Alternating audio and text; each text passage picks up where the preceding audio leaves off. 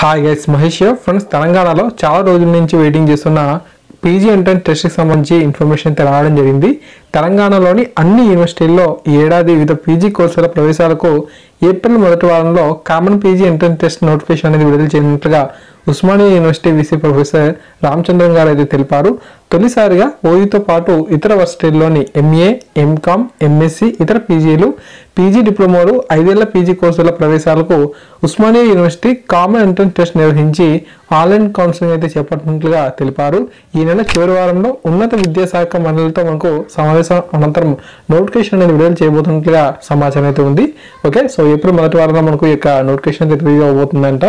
ఓకేనా friends, thank you guys for watching this video. తప్పకుండా ముఖ్యమైన అప్డేట్ వచ్చిన వెంటనే మీకు అందించడం అయితే జరుగుతుంది. సో కొత్త వారైతే మన ఛానల్ సబ్స్క్రైబ్ చేసుకోండి, వీడియోని లైక్ చేయండి, పది మందికి కూడా షేర్ చేయండి. Thank you.